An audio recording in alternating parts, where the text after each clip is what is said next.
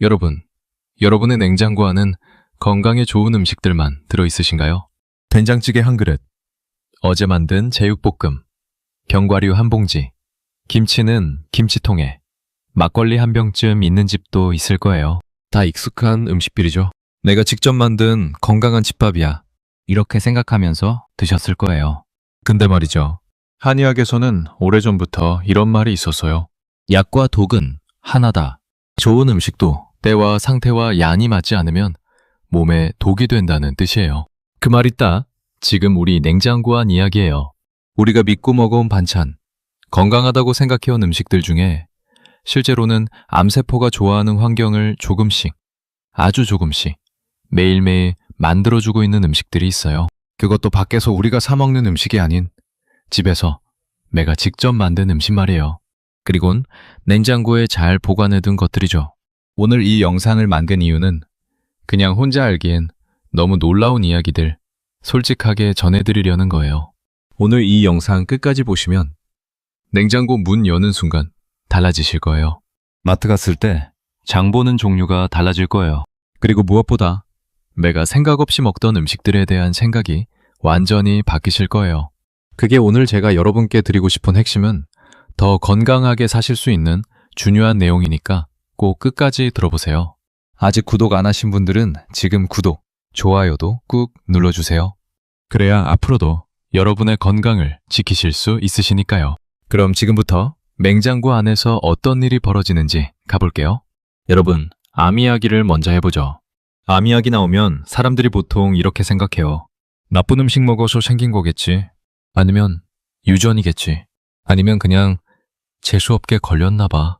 근데 저 오늘 드리고 싶은 이야기는 그게 아니에요. 암은 그냥 어느 날 갑자기 뚝 떨어지는 병이 아니에요. 봄에 강물이 넘치는 걸 생각해 보세요. 그날 갑자기 비가 많이 와서 넘치는 것처럼 보이지만 사실은 겨우내 쌓인 눈이 녹고 땅이 얼어 물이 못 빠지고 강바닥에 태적물이 쌓이면서 서서히 넘칠 준비를 해온 거잖아요. 마지막 비 한 번이 터뜨린 것처럼 보일 뿐이죠. 몸도 똑같아요. 암이 발견되는 그날. 그게 시작이 아니에요. 몇 년, 길게는 10년이 넘는 시간 동안 몸 안에서 조금씩 준비가 되어온 거예요. 그 준비를 도와준 것들 중에 가장 조용하고 가장 무서운 게 뭔 줄 알아요? 바로 매일 반복되는 식습관이에요. 아침을 자주 거르시는 분 계세요? 점심은 대충 뭔가 집어 드시고 저녁은 늦게, 많이 드시는 분들 계시죠? 출출하면 과자나 빵으로 때우고 스트레스 받으면 단 걸 입에 달고 사시는 분 말이에요. 이게 다 연결돼 있어요. 한의학에서는 이걸 비위가 상했다고 표현해요. 소화를 담당하는 장기가 계속 쉬지 못하고 혹사당하면 몸 전체의 기운이 흐트러지고 면역을 지키는 힘이 약해진다고 봐요. 현대의학으로 얘기하면 인슐린이 계속 튀어오르고 혈당이 들쑥날쑥해지고 몸 안에서 염증 물질이 계속 만들어지는 상태가 되는 거예요. 염증이요? 염증이 왜 무서워요? 염증은 원래 몸이 나쁜 것과 싸울 때 생기는 반응이에요. 잠깐 생겼다가 사라지면 괜찮아요. 근데 이게 꺼지질 않고 매일 밥 먹을 때마다 다시 켜지고 자도 안 꺼지고 이런 상태가 수년간 이어지면요. 세포들이 그 환경에 적응하다 보면 이상한 방향으로 바뀌기 시작해요. 암세포가 생기기 좋은 환경이 만들어지는 거예요. 그러니까요. 오늘 제가 말씀드릴 음식들이 단 한 번 먹었다고 암이 생긴다는 게 아니에요. 이런 음식들이 매일 밥상에, 매일 냉장고에 반복적으로 올라오고 있다면 그게 쌓이고 쌓여서 몸의 환경을 바꿔버린다는 거예요. 그 시작을 지금부터 같이 보실 거예요. 첫 번째 음식은요. 아마 다들 좋아하실 거예요. 바로 달고 뜨겁게 조리된 전분 음식들이에요. 가장 대표적인 게 밀떡으로 만든 떡볶이예요. 이거 드시는 분들 많죠? 손주들이랑 같이 드시기도 하고 야식으로 드시기도 하고 시장 가면 꼭 한 번씩 드시는 분들 계시잖아요. 근데 왜 문제냐면요. 밀로 만든 떡은요. 전분 덩어리예요. 전분 자체가 나쁜 건 아니에요. 문제는 여기서부터예요. 이 전분에다가 설탕, 물엿, 진한 고추장 양념을 넣고 아주 센 불에서 계속 볶아요. 뜨겁게, 달게, 반복해서요. 이렇게 되면 세 가지 문제가 한꺼번에 일어나요. 먼저 혈당이에요. 전분 자체도 혈당을 빠르게 올리는데 거기에 설탕과 물엿이 더해지면 혈당이 거의 수직으로 올라가요. 그러면 몸이 놀라서 인슐린을 왕창 분비해요. 일에 한 번이야 괜찮지만 자주 반복되면 인슐린 저항성이 생기고 혈당 조절 능력이 점점 무너져요. 두 번째는 고온 조리예요. 전분 음식이 아주 높은 온도에서 조리될 때 아크릴아마이드라는 물질이 만들어져요. 어려운 이름이죠? 쉽게 말하면 고온에서 구워지고 볶아지는 전분에서 나오는 발암 의심 물질이에요. 세계보건기구에서도 주의하라고 말하는 물질이에요. 세 번째, 이 상태에서 또 먹으면 또 혈당이 오르고 또 인슐린이 나오고 몸은 쉴 새 없이 일하는 거예요. 한의학 표현으로는 이런 음식들을 습열을 만드는 음식이라고 해요. 몸 안에 축축하고 뜨거운 나쁜 기운이 쌓인다는 거예요. 이게 쌓이면 소화기가 탁해지고 기혈순환이 막히기 시작해요. 여기서 오해하시면 안 되는 게 있어요. 떡볶이 한번 먹었다고 암이 생기는 게 아니에요. 문제는 이런 유형의 음식, 달고 뜨겁고 자주 먹는 전분 간식이 일상이 되어 있을 때예요. 나는 밥 먹고 뭔가 달달한 게 땡겨서 떡이나 빵을 자주 먹어. 이런 분들 말이에요. 두 번째 음식은 고기 반찬이에요. 아니, 고기가 왜요? 단백질이 중요하다고 하던데요? 맞아요. 고기가 문제가 아니에요. 제가 오늘 말씀드리려는 건 고기 자체가 아니라 고기에 입혀지는 양념이에요. 그리고 그 양념이 고온에서 조리되는 방식이에요. 대표적인 게 제육볶음, 닭강정이에요. 이 반찬들 집에서 많이 만들죠? 시장에서 사오기도 하고 냉장고에 만들어 넣어 놓고 꺼내 먹기도 하고요. 자, 그럼 이 음식들 어떻게 만들어요? 고기에 설탕, 물엿, 간장, 고추장 넣고 버무려요. 양념이 잘 배게 재워두죠. 그리고 팬을 아주 달궈서 볶거나 튀겨요. 이때 일어나는 일이 있어요. 설탕과 단백질이 고온에서 만나면 갈색으로 눌어붙으면서 최종 당화산물이라는 물질이 만들어져요. 말이 어렵죠? 쉽게 설명할게요. 우리 몸에는 세포들이 있잖아요. 그 세포들이 정상적으로 일하려면 깨끗한 환경이 필요해요. 그런데 최종 당화산물이 쌓이면 세포가 녹슬기 시작해요. 채가 녹슬듯이요. 세포가 노화되고 면역이 흔들리고 만성염증이 생겨요. 한의학에서는 이런 상태를 어혈이 생긴다고 표현해요. 피가 탁해지고 순환이 막히는 거예요. 탁한 피가 돌면 몸 구석구석에 노폐물이 쌓이고 그게 오래되면 심각한 병으로 이어진다고 오래전부터 봐온 거예요. 그리고 이런 음식이 냉장고에 들어갔다가 다음날 꺼내서 또 볶아지면요. 한 번 더 가열되고 한 번 더 당화 반응이 일어나요. 그 과정이 반복될수록 몸에 쌓이는 물질은 늘어나요. 나는 반찬 만들면 넉넉하게 만들어서 며칠 두고 먹는데요. 많은 분들이 그러세요. 근데 달고 진한 양념고기 반찬, 오래 두고 여러 번 데워 먹는 것, 생각보다 몸에 꽤 부담이 가는 방식이에요. 고기를 드시려면요. 양념을 최소화하고 되도록 찌거나 삶거나 아니면 구울 때 너무 높은 온도에서 오래 태우지 않는 방식으로 드시는 게 훨씬 나아요. 맛이 좀 덜하죠? 근데 몸은 덜 힘들어요. 자, 세 번째예요. 이게 오늘 영상에서 저도 가장 놀랐던 내용이에요. 건강식 하면 떠오르는 게 뭐예요? 견과류, 잡곡밥, 오곡 넣은 반찬대 이런 것들이죠. 맞아요. 견과류 좋아요. 잡곡 좋아요. 이건 진짜예요. 근데요. 문제는 보관이에요. 호두, 땅콩, 아몬드, 잣, 들깨 이런 것들 집에 오래 두고 드시는 분들 많으시죠? 큰 봉지로 사다가 서랍에 넣어두고 조금씩 꺼내 드시고 견과류 조림 만들어서 냉장고에 넣어두고 한 달 넘게 드시는 경우도 있고요. 이때 일어나는 일이 있어요. 견과류에는 좋은 기름, 불포화 지방산이 들어있어요. 이게 심혈관에도 좋고 뇌에도 좋은 거 맞아요. 근데 이 기름은요. 공기에 노출되면 산화가 돼요. 산패된다는 말 들어보셨죠? 기름이 상하는 거예요. 냄새로 알 수 있을 때는 그나마 괜찮아요. 근데 산패는 냄새나기 전부터 시작돼요. 겉보기엔 멀쩡한데 이미 기름이 변해 있는 경우가 있어요. 산패된 기름이 몸에 들어오면 뭐가 문제냐면요. 세포를 공격하는 활성산소가 늘어나요. 활성산소가 많아지면 세포가 손상되고 그 손상이 반복되면 세포가 이상하게 변하는 가능성이 높아지는 거예요. 여기서 더 무서운 게 있어요. 오래된 견과류나 곡물, 특히 보관 상태가 좋지 않은 땅콩 같은 것들에서 아플라톡신이라는 곰팡이 독소가 생길 수 있어요.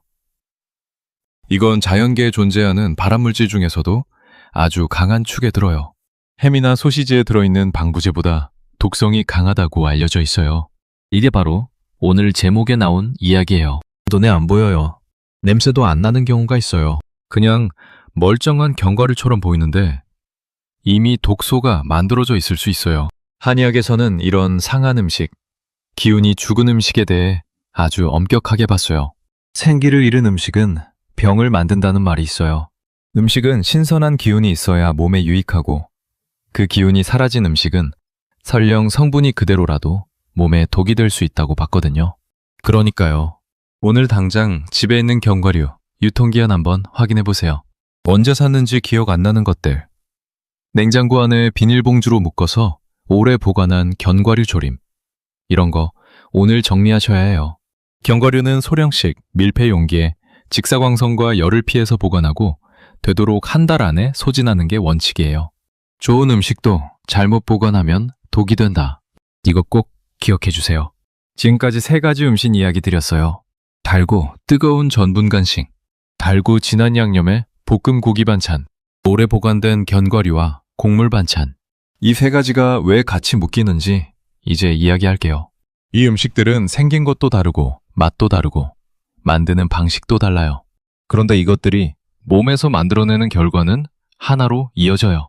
바로 몸이 쉬지 못하게 하는 거예요. 혈당이 계속 오르락내리락 하면 몸이 쉬지 못해요. 인슐린이 계속 나오면 지방이 분해될 틈이 없어요. 최종 당화 산물이 쌓이면 세포가 회복할 시간이 없어요. 참패된 기름이 들어오면 염증이 꺼질 새가 없어요. 한의학에서는 정기라는 말을 써요. 몸이 스스로를 회복하는 힘이에요. 이 정기가 충분하면 웬만한 나쁜 것들이 들어와도 몸이 이겨내요. 그런데 이 정기가 고갈되면 몸은 외부의 작은 공격에도 무너지기 시작해요. 문제는 이 정기가 어떻게 고갈되냐는 거예요. 한 번에 확 쓰는 게 아니에요. 매일 조금씩 회복이 안 되는 상태로 몸이 계속 일을 하면서 천천히 고갈돼요. 그게 바로 지금 말씀드린 음식들이 하는 짓이에요. 암세포는요, 포도당을 아주 좋아해요. 혈당이 자주 높고 인슐린이 자주 많이 나오는 환경.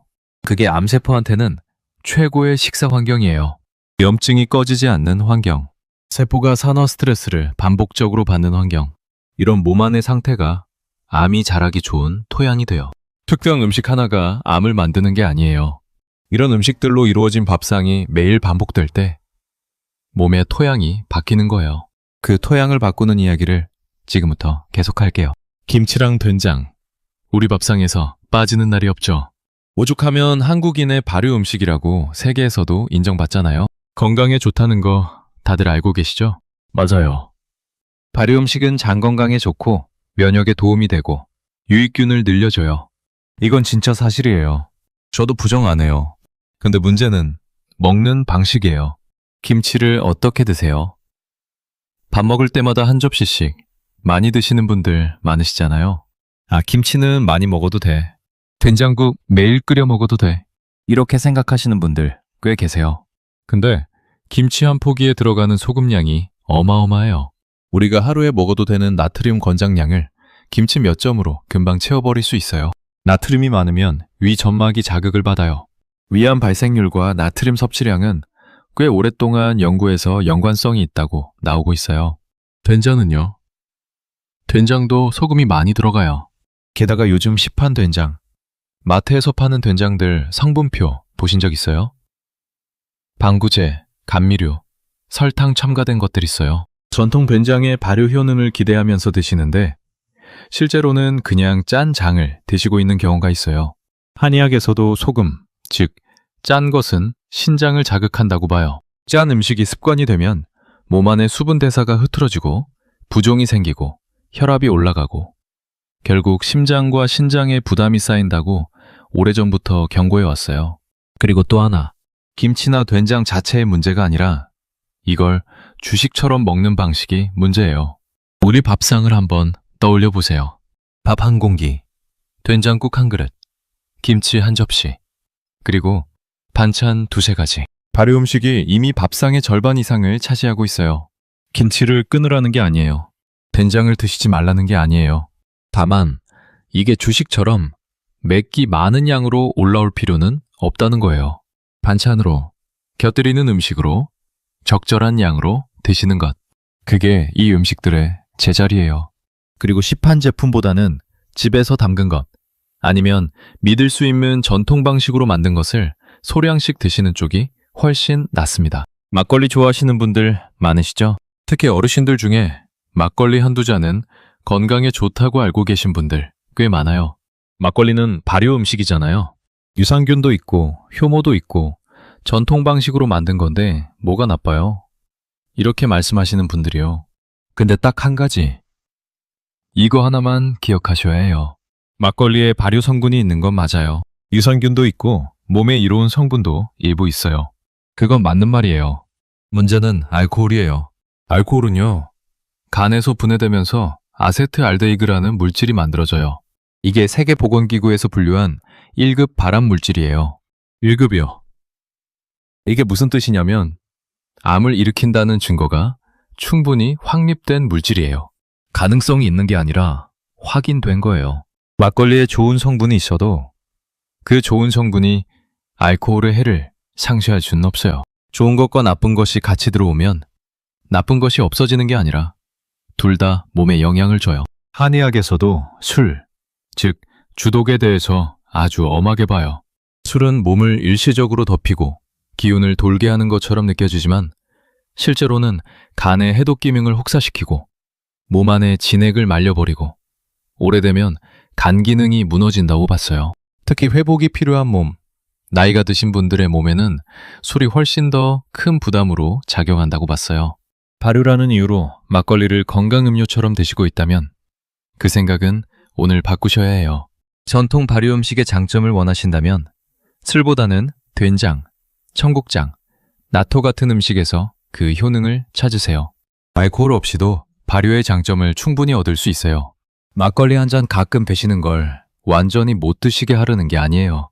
다만 이걸 건강에 좋아서 마신다는 논리는 내려놓으셔야 해요. 사실 지금까지 말씀드린 음식들 다 중요해요. 하지만 그보다 더, 어쩌면 훨씬 더 중요한 게 있어요. 먹는 것 자체가 아니라 멈추지 않는 것이 문제예요. 하루를 한번 떠올려 보세요. 아침 먹고 오전에 출출하면 과자 조금, 점심 먹고 오후에 커피에 뭔가 달달한 것 하나, 저녁 먹고 또 출출해서 야식으로 뭔가 한 입. 이게 하루 동안 몸이 쉰 시간이 있어요? 없어요. 단 한 번도 없어요. 우리 몸에는요, 아주 놀라운 회복 시스템이 있어요. 이름이 오토파지예요. 그리스어로 오토는 자기 자신, 파지는 먹는다는 뜻이에요. 쉽게 말하면 몸이 스스로를 청소하는 능력이에요. 이 청소 시스템이 켜지는 조건이 있어요. 배가 비어 있을 때예요. 공복 상태가 어느 정도 유지돼야 몸이 청소를 시작해요. 낡고 고장난 세포들을 분해해서 재활용해요. 손상된 세포 조각들을 치워요. 혹시라도 이상하게 변해가는 세포들을 초기에 정리해요. 이게 암을 막는 몸의 자체 방어예요. 그런데 우리가 계속 먹으면요, 이 청소가 시작조차 안 돼요. 음식이 들어오면 몸은 청소를 멈추고 소화를 시작해요. 다 소화하고 나면 또 뭔가 들어와요. 청소할 타이밍이 없어요. 몸은 평생 소화만 하다가 지쳐가는 거예요. 한의학에서 과식과 불규칙한 식사는 비위를 상하게 하는 가장 나쁜 습관이라고 봐요. 비위가 상하면 몸 전체의 기운이 흩어지고 면역이 흔들리고 기혈이 막힌다고요. 이게 서양 의학의 오토파지 이론이랑 수백 년의 시간 차이가 있지만 결국 같은 말을 하고 있어요. 몸에게 쉬는 시간을 줘야 한다는 거예요. 뭘 먹느냐만큼 언제 안 먹느냐가 중요해요. 밥을 규칙적으로 3끼 드시되 끼니 사이에 간식을 최소화하고 저녁 먹고 나서 야식은 피하고 되도록 저녁 식사와 아침 식사 사이에 12시간 이상 공복을 유지하는 것. 이게 몸에게 줄 수 있는 가장 큰 선물이에요. 비싼 영양제도 유명한 슈퍼푸드도 이 공복의 효과를 대신할 수 없어요. 나는 금방 배가 고파져서요. 조금씩 자주 먹는 게 좋다고 하던데요. 이런 말씀하시는 분들 계실 거예요. 근데요, 조금씩 자주 먹는 것, 그건 아직 소화 기능이 완전한 젊은 사람 기준이에요. 몸의 회복이 필요한 분들, 나이가 드신 분들일수록 오히려 몸이 쉬는 시간을 더 확보해드려야 해요. 공복이 무서운 게 아니에요. 공복이 약이에요. 오늘 많은 이야기 드렸어요. 오히려 이 영상이 끝나고 나서 뭔가 홀가분해지셨으면 좋겠어요. 몰랐던 것들을 알게 되시니까 이제부터 조금 다르게 할 수 있잖아요. 그 감각이 생겼다는 게 중요한 거예요. 오늘 내용을 간단히 말씀드릴게요. 달고 진한 양념의 전분 간식은 줄이세요. 떡볶이, 달달한 찐빵, 설탕이 핀 과자들. 가끔은 괜찮아요. 근데 매일 끼니 사이마다 찾게 되는 패턴이 있다면 그 패턴을 보셔야 해요.